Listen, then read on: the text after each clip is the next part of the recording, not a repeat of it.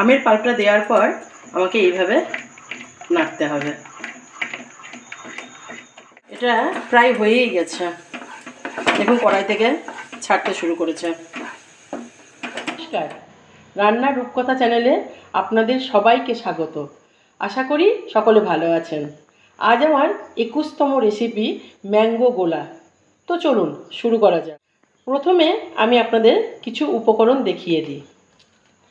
Mango গোলা করবার জন্য প্রথমে আমি নিয়েছি পেস্ট করে রাখা আম, তারপরে নিয়েছি 150 গ্রাম মতো ছানা, কিছুটা গুঁড়ো দুধ, এলাচ গুঁড়ো, চিনি ও ঘন করে রাখা দুধ। প্রথমে আমি এই ছানাটার ওপরেই একটু দুধ দিয়ে নেব এবং 1 চামচ মতো চিনি দিয়ে নেব। এটাকে আমি প্রথমে মিক্সিতে ভালো করে ঘুরিয়ে নেব। এবার আমি গ্যাসে একটা কড়াই বসিয়ে দিয়েছি, তাতে আমি সামান্য পরিমাণ একটু জল দিয়ে দেবো। দেখুন আমের পাল্পটাকে আমি এর মধ্যে দিয়ে দিলাম।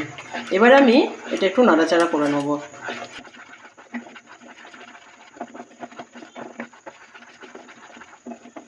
এবার আমি এর মধ্যে চিনি দিয়ে দেবো।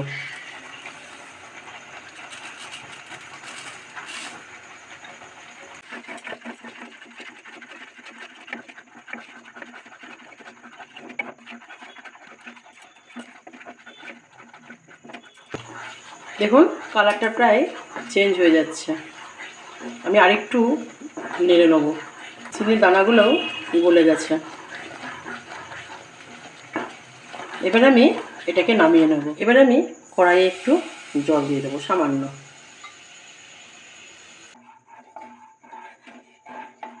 এখন আমি ওই থেকেই একটু দুধটা ঘন করে রেখেছিলাম, সেই দুধটা আমি এর মধ্যে দিয়ে দেবো।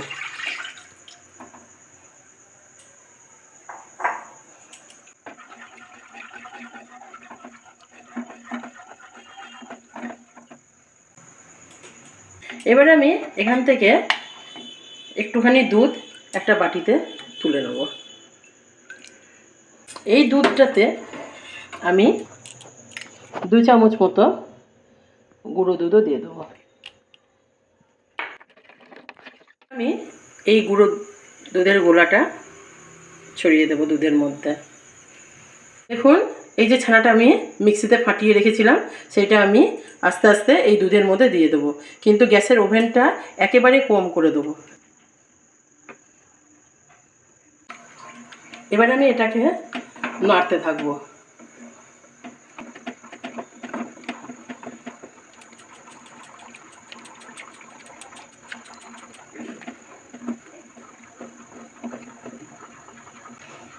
এটা বেশ কিছুক্ষণ নাড়তে হবে, শক্ত না হয়ে আসা পর্যন্ত।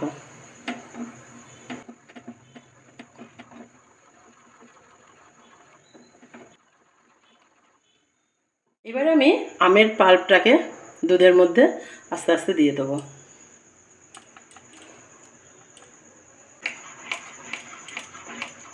আমের পাল্পটা দেওয়ার পর আমাকে এইভাবে নাড়তে হবে।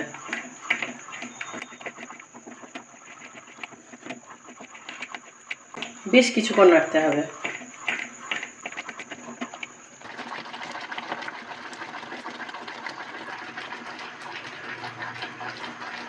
আপনারা কিন্তু অনর্গল এইভাবে নেড়ে যাবেন,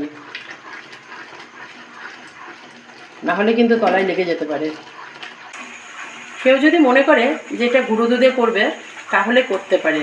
গুঁড়ো দুধে করলে আরও তাড়াতাড়ি কিন্তু এটা শক্ত হয়ে যাবে।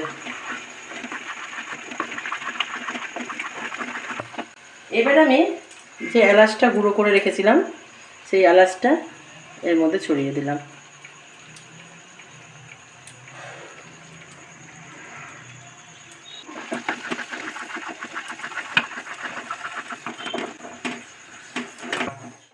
এটা প্রায় হয়েই গেছে, দেখুন কড়াই থেকে ছাড়তে শুরু করেছে। কিছুক্ষণ নেড়েই এটা আমি নামিয়ে দেব।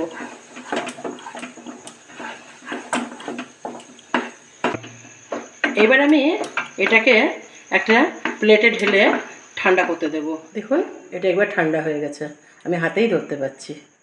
এইবার আমি এখান থেকে কিছুটা নিয়ে এইভাবে হাতে গোলা বানিয়ে নেব। এই গোলাটাকে একটু গুঁড়ো দুধ দিয়ে কোট করে নেব, তবে দেখতে ভালো লাগবে।